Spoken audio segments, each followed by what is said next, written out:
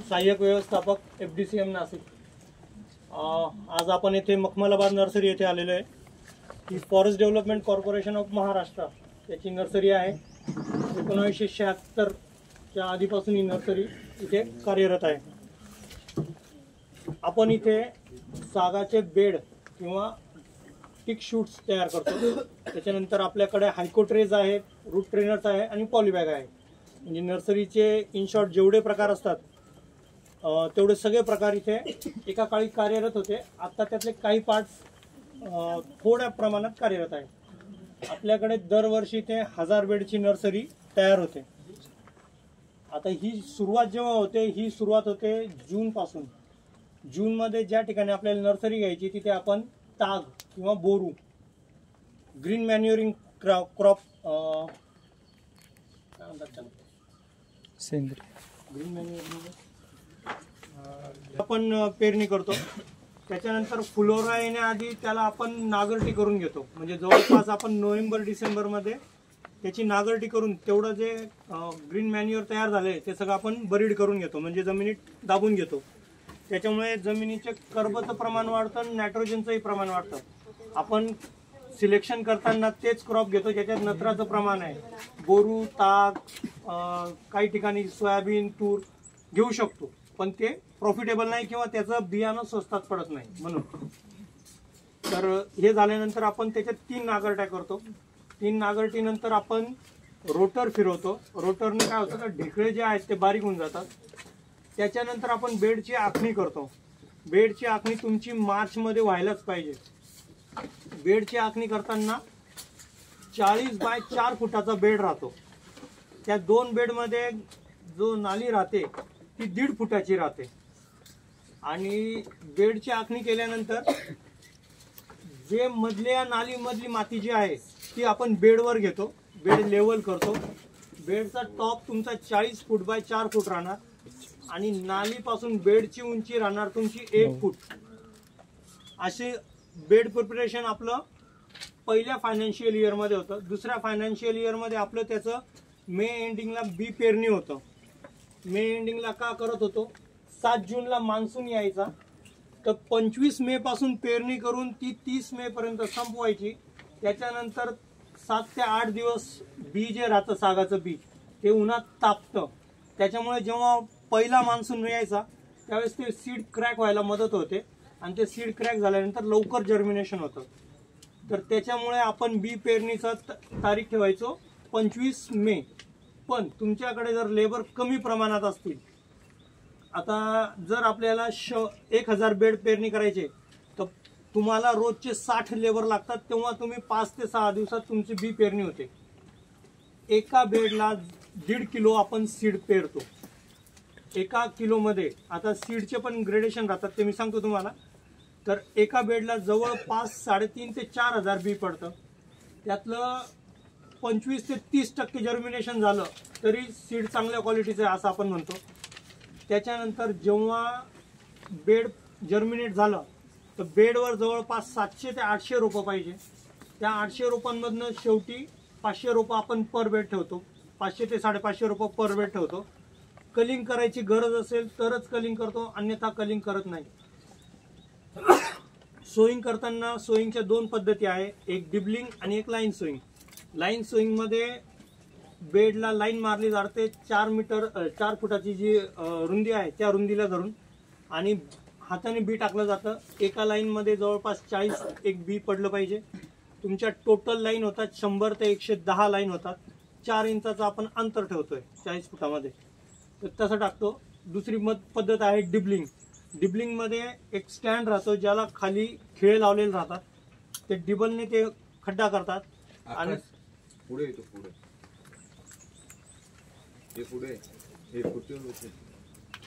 टाकतो। त्याच्यावरून बारीक गाळलेली वाळू टाकतो। आता याचा वाळूचा आणि याचा काय होतं का, जे हिट साठी जे राहतंय एकदम चांगल्या प्रकारे वाळू हिट होते आणि याची ग्रोथ जेव्हा वाळू तिथे राहते सागासोबत तर त्या रोपांची ग्रोथ खूप चांगली भेटते। आपल्या सॉइल क्वालिटीनुसार जर तुमची नर्सरी मुरमाड जागेत असेल तर तुम्हाला वाळू टाकायची गरज नाही। जर ब्लॅक कॉटन मध्ये असेल, काळी आणि चिकट माती असेल तर तिथं थोडीशी वाळू टाकली तरी चांगलं राहतंय. जर्मिनेशन नंतर आता प्रोसेस सुरू होते आपली विडिंगची. तुमचं बी पेरणी झालंय, पहिला पाऊस पडला, 15 दिवसापर्यंत तुमचं सागाचं बी जर्मिनेट होत राहतंय. 15 दिवसानंतर तुमची विडिंग सुरू व्हायला पाहिजे. विडिंग करताना लेबर एका बाजूला एक लेबर बसणार, दुसऱ्या बाजूला दुसरा, आणि तो काढत जाणार, त्याचा फायदा राहणार. बरं, जर तुम्ही विडिंग लेट केली तर गवताची वाढ सागाच्या वाढीपेक्षा जास्त असते इनिशियल स्टेजला, आणि गवत जर जास्त मोठं झालं तर गवत काढताना तुमचं सागाचं रोपटं बाहेर निघून येतं. म्हणून पहिली विडिंग 15 दिवसात सुरूच व्हायला पाहिजे, आणि ती पुढच्या 15 दिवसात संपायलाही पाहिजे. ती संपल्यानंतर लगेच दुसरी विडिंग सुरू करायची 1 आठवड्यात. मध्ये फक्त 8 दिवसाचा गॅप द्यायचा आणि दुसरी विडिंग सुरू करायची. पहिल्या 2 विडिंग ज्याने वेळेवर केल्या त्याने 90% नर्सरी सक्सेसफुल केली म्हणून समजायचं. कारण ह्याच गवतामुळे तिथे कीटक तयार होतात, हुमणी अळी तयार होते, त्या गवत अपरूटिंग करताना तुमचे रोपं मरतात. सर्वात जास्त रोपं मरण्याची संख्या विडिंगमध्ये राहते. विडिंग जर वेळेवर नाही केली तर तसा तुमचं पुढे नुकसान होत जाणार. पहिल्या 2 विडिंग नंतर आपण खताचा डोस देतो. खताच्या डोसमध्ये DAP आणि urea, 1 kilo DAP 1 kilo urea per bed देतो.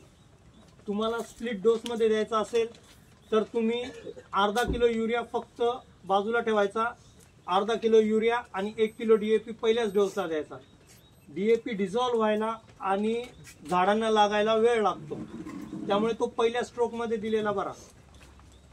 तिसरी विडिंग, चौथी विडिंग झाल्यानंतर परत आपण युरियाचा जो अर्धा किलोचा आपला डोस आहे तो देऊ शकतो. युरियाचा तो डोस आपण पाण्यामध्ये टाकून 15 लिटर पाण्यामध्ये अर्धा किलो युरिया टाकायचा आणि फवारा मारला तरी चालेल. लेबर नसतील तेवढे तर ब्रॉडकास्ट म्हणजे ठोकून दिला युरिया तरी चालणार आहे. टोटल 6 विडिंग नोव्हेंबरपर्यंत आपल्या चालत राहतात. 6 विडिंगच्या दरम्यान हुमणी अळी, आता आमच्या इथे काळी माती असल्यामुळे हुमणी अळीचा प्रादुर्भाव जास्त आहे. तो वेळोवेळी जर वरती मर दिसत असेल तर रोपटं थोडंसं उपटून पाहायचं, खालून मूळ खाल्लेली राहते त्याची. दुसऱ्या विडिंग दरम्यान, तिसऱ्या विडिंग दरम्यान हे जास्त निदर्शनास येतं. म्हणजे रोपटं जेव्हा तुमचं 1-1.5 महिन्याच्या आसपास होतं त्यावेळेस हुमणी अळीचा प्रादुर्भाव खूप वाढतो.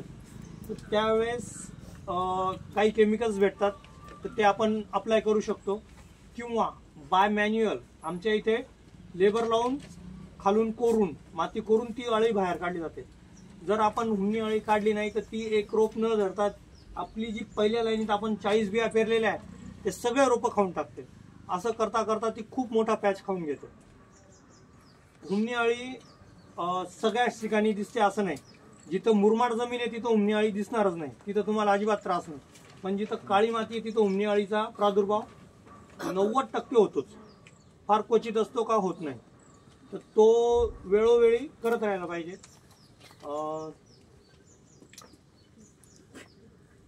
आपल्या 6 विडिंग झाल्यानंतर जानेवारी फेब्रुवारी मध्ये झाड डॉर्मन्सीला जातं, म्हणजे झाडाचे पानं असे वरच्या दिशेला होतात. ही डॉर्मन्सीला जर आपण वॉटरिंग सुरू ठेवलं तर त्यामुळे काय होतं का डॉर्मन्सी नर्सरीमध्ये ब्रेक होते, आणि नर्सरीमध्ये ब्रेक झाली का प्लांटेशनला त्याचा बॅड इम्पॅक्ट होतो. तुमची झाडांची हाईट खूप वाढते, आणि अपरूटिंग करताना किंवा खोदून काढताना त्या मुळा तुटतात, रोपं तुटतात, लेबर मिळत नाही. लेबरचा हा इश्यू आहे का आपलं टिक स्टम्प जर जास्त ओव्हर मॅच्युअर झाला तर ते अपरूटच होत नाही. लेबर काय करतो, कुऱ्हाडीने तिथंच मारून देतो खाली. दिसताना त्याचा बेड क्लिअर दिसतो पण आपली एक जडी वाया जाते. त्यामुळे वॉटरिंग करताना मोस्टली जानेवारी नंतर वॉटरिंग करू नये.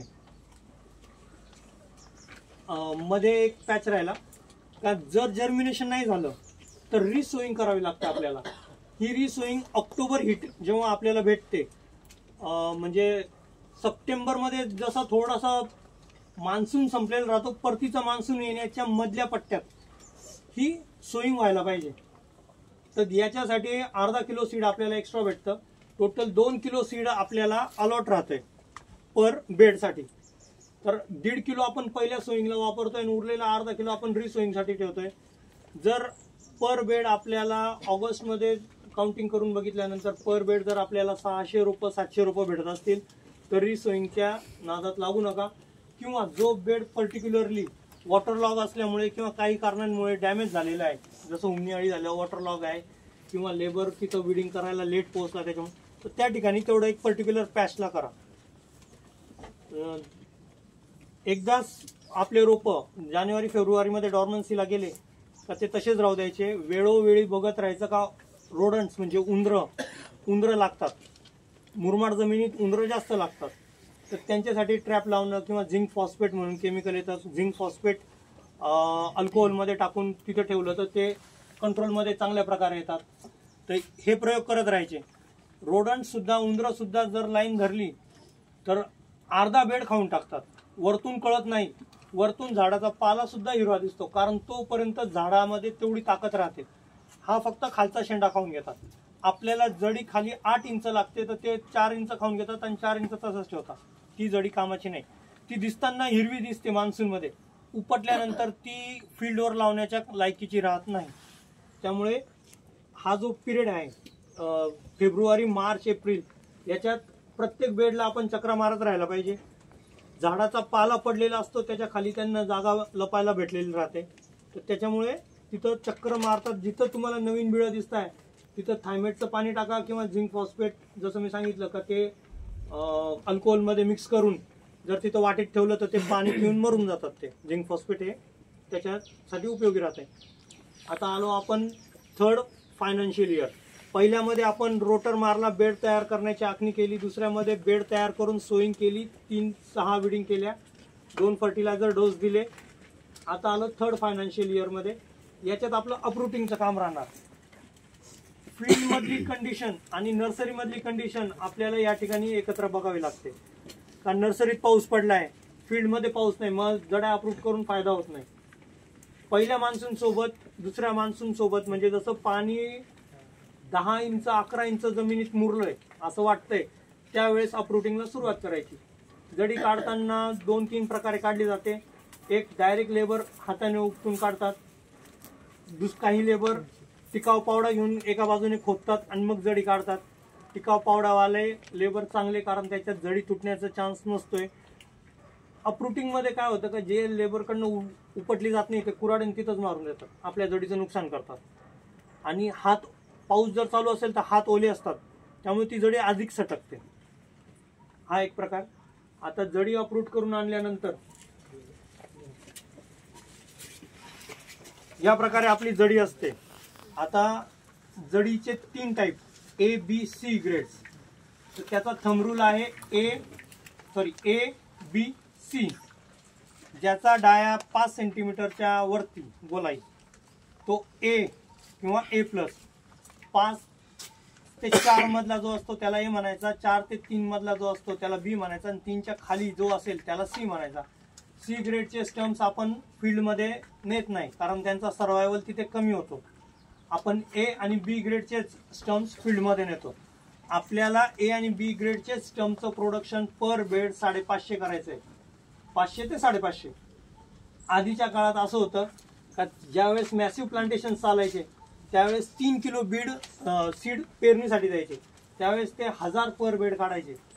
त्यावेळेस त्यांचे जे आता हे जे लॅटरल रूट्स फुटलेले हे कशामुळे फुटले तर पॉप्युलेशन कमी झाली आणि ज्यावेळेस 1000 बेड राहतात बिलकुल अशी पेन्सिल साईज जडी येते, एकदम अशी सिस्टमॅटिक आणि पेन्सिल साईज येते.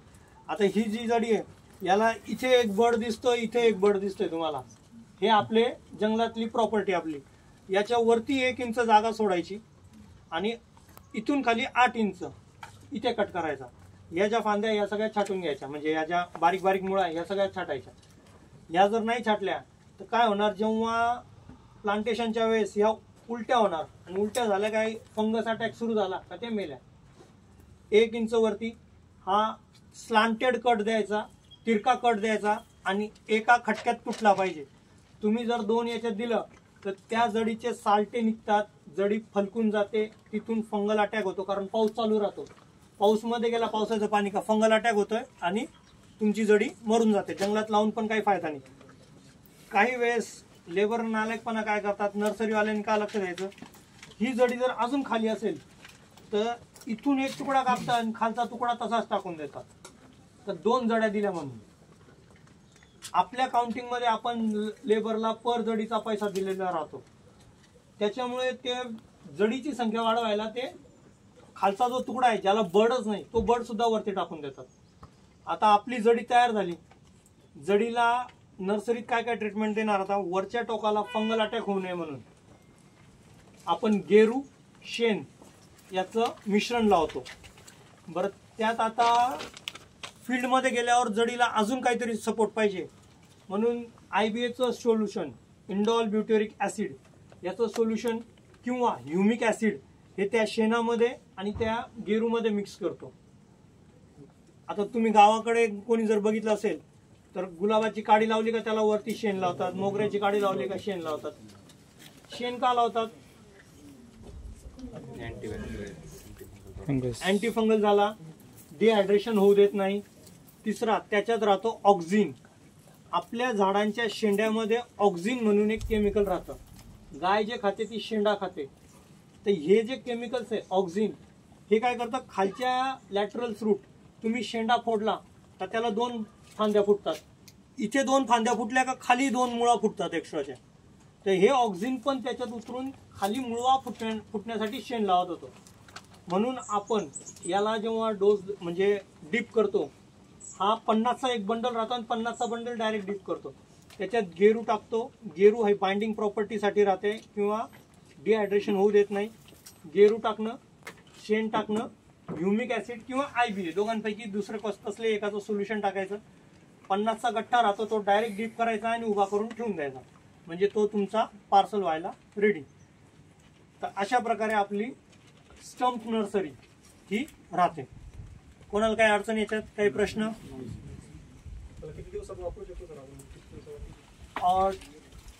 याला जर तू मे महिन्यात तुम्ही जर मे महिन्यात काढलं, दोन्ही प्रकारच्या ट्रीटमेंट राहायच्या. आधी काय करायचे, कोल्ड स्टोरेज तयार करायचे गावठी प्रकारचे, जमिनीत खड्डा करणार, खाली वाळू टाकायचा, वाळूचा थर, बाजूला विटांचा थर, परत दुसरा विटांचा थर, मध्ये वाळू आणि वरतून ताडपत्री टाकणार.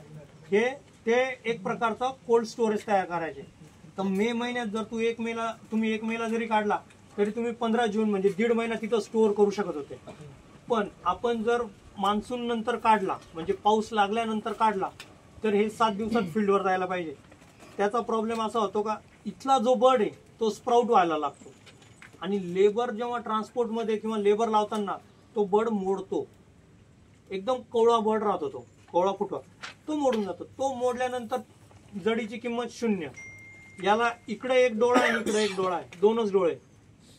तर तो डोळा जर संपला किंवा तो जर डोळा जर डॅमेज झाला का जडीची किंमत 0. असा ठेवला, त्याच्यावर पोतं वगैरे झाकून व्यवस्थित वातावरण थंड ठेवलं तर राहतो. तुम्ही नुसतं असं ठेवून दिला का जिथं त्याला उष्णता भेटते, सगळंच भेटते, तर ते त्याचं नैसर्गिक प्रक्रियेप्रमाणे 7 दिवसात डोळा फुटून बाहेर येणार. 7व्या-8व्या दिवशी, 8व्या दिवसानंतर ट्रान्सपोर्टेशनमध्ये तो तुटणार किंवा लेबर जेव्हा ते क्रोबारने दाबतात, तिथं दाबतात, तर ते बाजूने काडीने माती पॅक करतात, त्याच्यात तुटतो. त्यामुळे 7 दिवसात ट्रान्सपोर्टेशन याचं पूर्ण व्हायला पाहिजे फील्डमध्ये पर्यंत. काही अजून प्रश्न? क्रॉसमध्ये कसं कट हो, करू आपण. वर किती ठेवायचं सर? वर 1 इंच, खाली 8 इंच, टोटल 9 इंचाची जडी राहते. आपला क्रोबारला जो आडवा दांडा दिलेला राहतो तो पण 9 इंचावरच दिलेला राहतो. हे बघा, या अशा जड्या तयार होणार. यांच्या या बाजूच्या मुळ्या त्या पण काढून टाकल्या.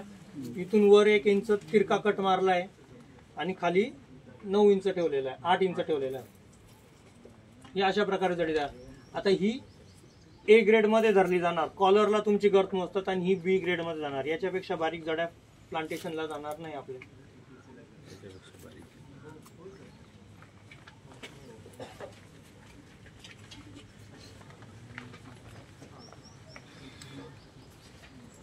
इथं सॉइल टेस्टिंग करून घ्यायचं आणि कुठला खत द्यायचं, खत तुमचं महत्वाचं राहतंय. आपल्याकडे खतासाठी जास्त पैसा नाही राहत म्हणून आपण एक DAP देतो. DAP तुम्हाला जडी फुगवायला मदत करते आणि युरिया देतो जी व्हेजिटेटिव्ह ग्रोथला देतो. तुमचं मिश्रणाचं प्रमाण हे ते RT ब्लॉकमध्ये राहणार आणि पॉलिथिन पिशव्यांमध्ये राहणार. आपण ही बघतोय बेड नर्सरी, सर याचं नेमकी लागवड कधी करायची, ॲक्युरेट याचं टायमिंग कोणतं आहे जडी लावायचं? पावसानंतर. फील्डमध्ये तुमचं 8 इंच पाऊस जमिनीत मुरलेला पाहिजे. ज्या दिवशी मुरला त्या दिवशी जड्या लावा. खूप जण म्हणते सर की गरमीच्या वेळेसच ते अगोदरच हे करा म्हणते, लावा म्हणते, कारण क्रोबार जाणार नाही. जे गरमीच्या वेळेस लावताना काय होतं, फील्डमध्ये आपली जमीन काही मोकळी नसते. क्रोबार आहे तो जमिनीत जायला पाहिजे. तो क्रोबार जमिनीत जात नाही तर त्याचा फायदा नाही. 9 इंच मी जे म्हणतोय ते ह्या हिशोबाने म्हणतोय का, 9 इंचाला तुमचं पाणी खालपर्यंत गेलेलं राहतं. जडी तिथं गेली का त्याच्या खालचा जो मातीचा लेअर आहे तो जमिनीची हिट तुम्हाला सोडणारच आहे. 9 इंच पाणी पडलं म्हणजे जमीन थंड होत नाही, खालची जमीन हिट देतच राहते. 3 पाऊस झाले ना आपला 8 इंच भिजून जातं. 3 पावसानंतर लावतात.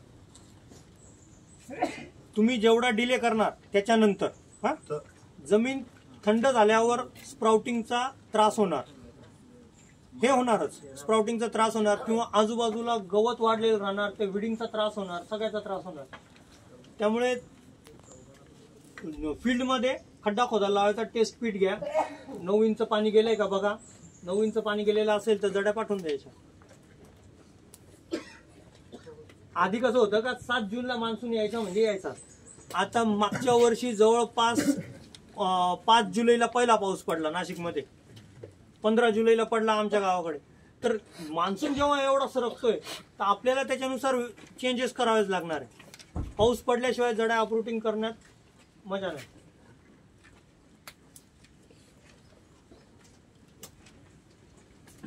सर कधी कधी पाऊस पडल्यास ह्याला लेट होतं, म्हणजे कधी कधी पाऊस लेट होतो तर मग जडी कट केली जाते पहिल्या पावसानंतर.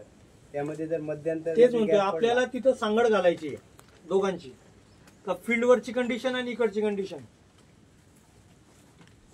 काय होणार आहे, फील्डवर जर पाऊस नाही पडला तर तुम्ही इथं जड्या काढून फायदा नाही तुमचा. जडी कट करून ठेवायचीच नाही, काढायचीच नाही. फील्डवाल्यांनी सांगितलं का भो 2 पाऊस झालेले, आता तुम्ही अपरूटिंगला सुरुवात करा, मग तुम्ही इकडे लेबर लावायचे नर्सरीवाल्याने. नाही तर तुमच्याकडे कोल्ड स्टोरेजचं जसं मी सांगितलं तशी फॅसिलिटी असेल तर तुम्ही करू शकतात ते पण. तेव्हा पहिले डेमो घ्यायचा, पहिले सगळ्या लेबरला समजून सांगायचं का काय करायचंय. काही लेबर लावल्यानंतर ह्या सेंटरला काडीने ठोकतात. जी बाजूची माती पॅक करायची त्यांना पाणी जाऊ नये म्हणून, तर सेंटरला ठोकतात. परत तुमची जडी ते डॅमेज करून टाकतात. हे व्हायला नको. काही लेबर वरतून माती टाकतात, पसभर माती घेतात आणि वरती थापतात. त्याच्याने सगळं फंगस तुम्ही तिथं इंट्रोड्यूस करताय. हा कट सेक्शन आपण तिरका का देतो, पावसाचं पाणी थांबू नये किंवा कुठलंही पाणी थांबू नये म्हणून. गेरू आणि शेण का लावतोय का त्याला फायदाही व्हायला पाहिजे आणि परत तिथं फंगल अटॅक होऊ नये. तुम्ही जर याला मातीत दाबला तर तुमचा कार्यक्रम संपला. या कंडिशन मध्ये 20% जड्या सडून जातात फील्डमध्ये. ज्यांच्यात स्वतःची ताकद राहते ते तर फुटवा मारून बाहेर निघतातच, पण ज्या कमजोर असतात काही कारणांमुळे किंवा ट्रान्सपोर्टेशन मध्ये लेट झालेल्या असतात त्या 20% 25% जड्या तुमच्या फील्डवर फेल होऊन जातात. सर याला कट करूनच का लावतात किंवा असं आपण झाड काढून जर लावलं तर शिल्लक नाही का? जगतंय पण ट्रान्सपोर्टेशनला खूप त्रास होतो. आता जी डिबलिंगची मेथड सांगितली, ऑक्टोबर 2018 मध्ये माझ्या नर्सरीत डिबलिंग नंतर रोप झालेलं होतं 6 फुटाचं. नर्सरीत 6 फुटाचं रोप घेऊन जाणं, ट्रान्सपोर्ट करून लावणं पॉसिबल नाही होत. फील्डवर घेऊन जाणं आणि त्याच्यासाठी ते फिजिबल नाही. प्लस 6 फुटाचं रोप जर मधून मोडलं तर ते मधून फुटवा मारतं. मग काय होणार, तुमचं जी टिंबर क्वालिटी आहे ती डॅमेज होणार, कारण तो बेंड राहणार, फुटवा राहणार. या ठिकाणी कट मारल्यानंतर इथला जो स्प्राउट राहतो हा बिलकुल स्ट्रेट स्प्राउट राहणार तुमचा. तर तुमची जी पुढे फ्युचरमध्ये जर तुम्हाला टिंबर प्रोडक्शन करायचं आहे त्याची क्वालिटी चांगली भेटते तुम्हाला. दोघांच्या वाढीत फरक असतो का सर, म्हणजे वाढ होणारी वाढ आपण जर कट करून न लावता लावलं आणि कट करून लावलं बरोबर ती फरक तर राहणार, कारण 6 फुटाचा रोप लावणार तर तो तिथून पुढे वाढ घेतोय तुझी, आणि हा घेणार हा 0 पासून घेणार. साईट क्वालिटी 1 आणि 2 मध्ये फर्स्ट इयरला जवळपास 5 फुटापर्यंत फुटवा मारू शकतो हा, आणि फर्स्ट इयर मध्ये जर तुम्ही ते 6 फुटवाला लावलं तर ते 8 फुटापर्यंत जाणारच. पण ट्रान्सपोर्टेशन आणि मेंटेनन्सला ते आपल्याला परवडत नाही. फील्डमध्ये जेव्हा आपण प्रॅक्टिकली कामं करतो त्यावेळेस ते आपल्याला फिजिबल नाही.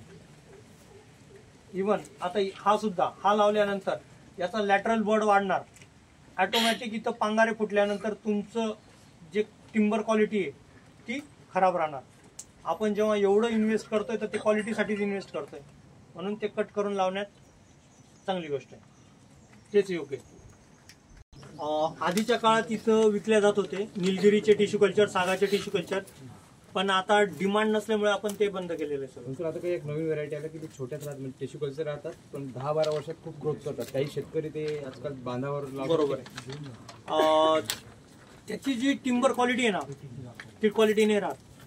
बांधावरचं झाड आणि जंगलातलं झाड, बांधावरच्या झाडाला 12 महिने पाणी भेटत राहतंय हा, आणि जंगलातल्या झाडाला 4 महिने पाणी भेटते. आपल्या झाडांची जेव्हा ग्रोथ होते तेव्हा 2 सीझन मध्ये 2 वेगळ्या ग्रोथ होतात. मान्सूनची ग्रोथ वेगळी राहते आणि समरची ग्रोथ वेगळी राहते. मान्सूनची ग्रोथ थोडी डेन्सिटी कमी राहते, समरची ग्रोथ कॉम्पॅक्ट राहते आणि कडक राहते. तर हा जो फरक आहे, आपला साग तुम्ही बांधावर लावा, तो तुम्हाला 10 वर्षात नाही म्हटलं तर 20 फुटाची ग्रोथ देतोय, व्यवस्थित मेंटेन केला. कारण त्याला पाणी तेवढं भेटतंय, त्याला खत तेवढा भेटतोय. बांधाला जे तुम्ही खत झाडांना टाकताय ते पण खत त्याला भेटतंय, तो भेटणार, पण त्याची क्वालिटी नाही भेटणार. तो म्हणतात ना पांढरा साग किंवा लो क्वालिटीचा, जसं जो बर्मा किंवा ह्या क्वालिटीचा पीक भेटेल.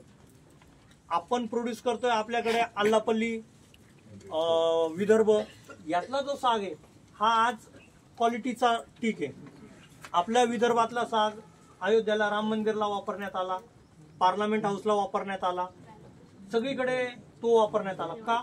त्याची जेव्हा डेन्सिटी आणि ते कॅल्क्युलेट केलं तर 900 वर्ष त्याची लाईफ आहे, तर 900 वर्ष ड्युरेबल आहे, बाकीचा साग नाहीये.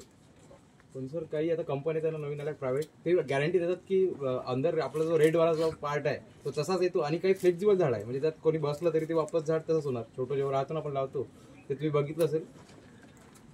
कंपनी मार्केटिंगसाठी म्हणतात मोहगनी घ्या, मोहगनीला पर्चेसिंगला आता बायबॅकला आहे का कोणी? ज्यांनी साग लावलेले आहेत शेतामध्ये त्यांना विचारा त्यांच्या बल्ल्या काय रेटने विकत घेतल्या जात आहे. माझ्या मित्राकडे 200 झाडं आहेत सागाचे, तो ऍग्रिकल्चर ऑफिसर आहे, त्याने 25 वर्ष आधी लावलेले आहे. त्याला आता 17 रुपये किलो, 16 रुपये किलो, तो पण मेन पार्ट घेऊन जाणार या हिशोबात ठेकेदार म्हणताय. जो शेतकरी लावतोय तो आपल्यासारखे मोठे मोठे ऑक्शन ऑर्गनाईज करू नाही शकत, त्याला लोकल जो आहे तिथला सॉमिलवाला त्यालाच विकणं आहे. तर तो तिथं विकताना त्याला रेटच नाही भेटत आहे. 15 रुपये किलो आणि 16 रुपये किलो रेटने काय विकणार आहे बरं? तो पण main stem portion, lateral branches, शेंडा ते घेऊन जात नाही.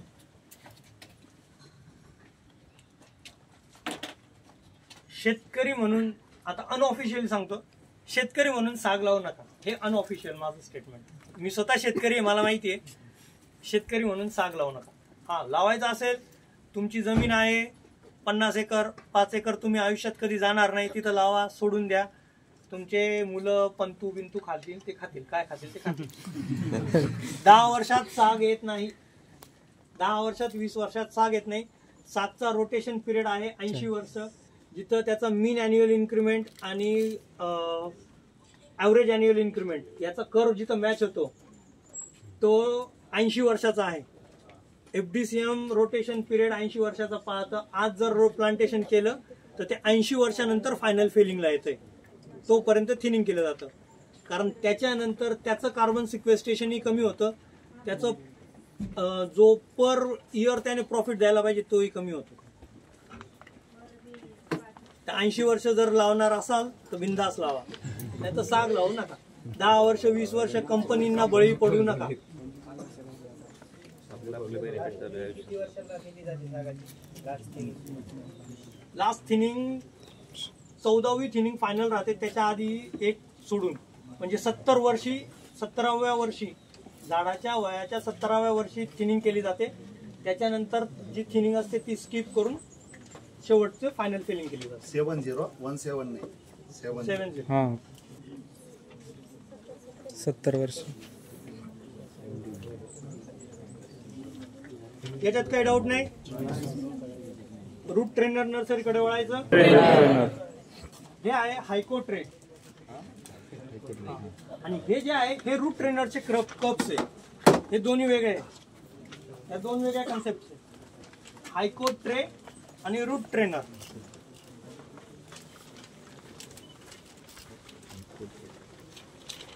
फंक्शन एकच, फक्त यूज म्हणजे सोपं पडतं हे ट्रान्सपोर्टेशन याला त्याला हायको ट्रे. आता हायको ट्रे मध्ये 24 सेल, 32 सेल, 36 सेल असे येतात. आपण वापरतो मोस्टली सागासाठी 24 सेलचा 150 सीसी. याची कॅपॅसिटी आहे 150 सीसी. हा सीसी म्हणजे काय? Cubic centimetre. जो आपल्या गाडीचा सीसी राहतो तो सीसी इथे पण राहतो, क्युबिक सेंटीमीटर. याच्यात 150 सीसी माती आणि हे असणार. याला आतून असे उभार दिलेले, ग्रूव्स दिलेले. ते कशासाठी? रूट स्ट्रेट जाण्यासाठी. रूट ट्रेनर जसं याचं नाव आहे तर त्याच्याप्रमाणे हा तिथल्या मुळांना ट्रेन करतो स्ट्रेट खाली जायला, म्हणून याला रूट ट्रेनर म्हणतात. याचं मिश्रणाचं प्रमाण आहे 1:2:2. म्हणजे 1 वाळू, 2 माती, 2 शेणखत किंवा कंपोस्ट तुमचं. या प्रमाणात आपण याच्यात टाकणार. हे भरताना आधी खाली मातीचा किंवा चिखलाचा गोळा टाकायचा, नाही तर आपण गाळलेली माती, वाळू राहते, ते सगळं ट्रान्सपोर्ट करताना खाली पडून जातं. याचा लोखंडी स्टँड राहतो, त्या स्टँडवर 5 बसतात. हे सागाचं याच्यात बी पेरताना तुमचं फेब्रुवारीच्या पहिल्या आठवड्यात माती गाळून, म्हणजे पहिल्या 15 दिवसात माती गाळून व्हायला पाहिजे. दुसऱ्या 15 दिवसात पेरणी व्हायला पाहिजे. पेरणी झाल्यानंतर पेरणी इतकी वरती करायची का असं बोट लावल्यावर सीड दिसलं पाहिजे. काही जण डायरेक्ट अर्ध्यात पेरणी करतात. सागाच्या बियांमध्ये एवढं स्प्राउटिंग पॉवर नाही आहे का ते तुमचं 1 इंच 1.5 इंच बाहेर फुटेल. तर सागाचं बीचं जेवढं जाड बी आहे तेवढंच ते मातीत पाहिजे. त्याच्यावरती फुंकर मारली तरी बी दिसलं पाहिजे, एवढं वरती तुमचं बी पाहिजे. त्याच्यापेक्षा खाली गेलं तर स्प्राउटिंगला त्रास. बी पेरणी झाल्यानंतर 7 दिवस उन्हात तापू द्यायचं, त्याच्यानंतर पाणी द्यायचं. पाणी दिल्यानंतर लगेच ग्रीन नेटने ते कव्हर करायचं, जेणेकरून ती हीट बाहेर जाणार नाही. पहिल्या दिवशी पाणी देताना फक्त वरचं 1 इंच ओलं होईल हीच दक्षता घ्यायची. पहिले 2-3 दिवस 1 इंच ओलं होईल एवढंच पाणी देत राहायचं, जेणेकरून त्यातली जी हीट आहे मातीची ती हळूहळू त्याला भेटत राहते. प्लस साईडला एक 40 फुटाचा आपला जसा बेड राहतो तसा बेड तयार करून ग्रीन नेट त्याच्यावर कव्हर करून घ्यायची. त्याच्यावर 15 ते 20 किलो सीड टाकायचं, प्लस त्याच्यावरनं वाळू टाकायची. हा राहील तुमचा शिफ्टिंगचा बेड. याच्यात जे जर्मिनेट सीड होतील ते तुम्ही याच्यात जिथं तुमचा खाली राहून जाईल, जिथे जर्मिनेशन होणार नाही तिथे लावायचं. प्रति सेल 4 सीड सो करायचे आहे. सो सेंटरलाच करायचे आहे. जर जर्मिनेशन झालं नाही तर शिफ्टिंग करून याला 100% करायचं आहे. हा जेव्हा 6 पानाला येईल यातलं रोप, त्यावेळेस ग्रीन नेट काढून हार्डनिंगला काढायचंय. हार्डनिंगला काढताना वॉटरिंगची मस्ट बघायचंय, नाही तर पहिल्या फटक्यात तुमचे रोपं मरतात. याच्यानंतर जूनपर्यंत याच्यात कॅपॅसिटी पाहिजे, म्हणून याच्यात तुम्ही नीम केक टाकणार आहेत. म्हणजे बाकीचे जे मायक्रो न्यूट्रिएंट्स आहे, बोरॉन झालं, फंगीसाईड म्हणून काय टाकायचं असेल ते टाका. नीम केक टाका, DAP टाका, युरिया टाका. काही ठिकाणी वाळूच्या जागी भाताचा जो कोंडा राहतो तो कोळशाच्या रूपात तयार करून अर्धवट जाळून पार्शियल बर्न करून तो पण मिक्स केला जातो. त्याच्याने सिलिकॉन कंटेंट वाढतं आणि पोरोसिटी वाढते, तर त्याचाही फायदा होतो. ते करता येईल. याच्यात अजून काय? पाणी देताना कोपऱ्याच्या झाडांना पाणी दिलं जाईल. हे बघा, लेबर जेव्हा मारतंय तेव्हा तुमच्या बेडच्या कोपऱ्याचे जे सेल आहे ते 100% खाली भेटणार तुम्हाला, कारण लेबर तिथं कोपऱ्यात पाणीच मारत नाही. स्प्रिंकलर लावलं तर स्प्रिंकलरचा पण रोटेशन फिरताना कोपऱ्यात पाणी जात नाही, तर ते बघत राहा. अजून काय काही प्रश्न कोणाचे? कारण याची सेलची कॅपॅसिटी संपलेली राहते. आपण रूट ट्रेनर मोस्टली कॅज्युअल्टीला वापरतो, जे आपण जंगलात प्लांटेशन केलेले आहे जून-जुलैमध्ये. त्यातले काही जड्या सडतात, काही मरतात, तर त्या जागेवर वाहतूक करून त्या जागेवर गॅप फिलिंग करण्यासाठी रूट ट्रेनरचा वापर केला जातो. रूट ट्रेनरचे प्लांटेशन्स पण घेतले जातात, पण रूट ट्रेनरच्या प्लांटेशनची ग्रोथ फर्स्ट इयरला तेवढी होत नाही. ह्या ज्या आहेत याच्यात वर्षभराचं अन्न आहे, म्हणजे 12 महिन्याचं अन्न याच्यात साचलेलं राहतं. याच्यात फक्त तुमच्या 4 महिन्याचं अन्न राहतं. त्याच्यामुळे याची ग्रोथ चांगली भेटते. फील्डवर याची ग्रोथ कमी भेटते. किलोला 3000 ते 3200 सीड्स बसतात. जेव्हा बी ग्रेडच्या असतात त्या 3200 ते 3500 बसतात, आणि जेव्हा सी ग्रेडच्या असतात ते त्या 3500 ते 4000 पर्यंत बसतात. हे ऑन एन ॲव्हरेज हा रेशो राहतो. जेव्हा तुम्हाला सीड प्रोव्हाइड केलं जाईल त्याची कटिंग टेस्ट पण करून घ्यायची आणि जर्मिनेशन टेस्ट पण करून घ्यायची. जर्मिनेशन टेस्ट म्हणजे 100 बिया त्यातनं काढायच्या प्रत्येक सोर्सच्या. आपल्याला येताना 4-5 सोर्स येतात, त्या एका ठिकाणी पेरून घ्यायच्या. 100 बियांपैकी किती बिया उगवल्या हे बेडवरनं त्या कॅल्क्युलेट करून घ्यायच्या. आणि कटिंग टेस्टमध्ये आपला सुपारी कापण्याचा आडकित्ता राहतो, तशा आडकित्त्याने त्याला आडवी बी कापायची. त्यात किती जिवंत हे आहेत, एम्ब्रिओज आहेत ते मोजायचे. सीडमध्ये 5, सागामध्ये 5 जास्तीत जास्त बघायला मिळालेले मला. कुठे 5 असतात, कुठे 4 असतात, कुठे 3 असतात, कुठे एकही नसते. 100 सीड मागे 40 सीड अशा असतात का ज्यात एकही भेटत नाही. पण मग ही कटिंग टेस्ट करून तुम्हाला वरिष्ठांकडे लगेच पाठवायची राहते, जेणेकरून इन केस सीड जर लो क्वालिटीचं आलेलं असेल तर आपल्याला तिथे आर्ग्युमेंट करता येते का नर्सरी फेल्युअर हे आमच्यामुळे झालेलं नाही, हे सीडचं असं होतं, त्यामुळे हे आम्हाला नवीन सीड देण्यात यावं आणि आम्हाला सपोर्ट करण्यात यावं. 42.270 नर्सरी आहे. हे जे आहे ना ते रुग्णालयाचा जो आमचं बनवतो ना ते 270.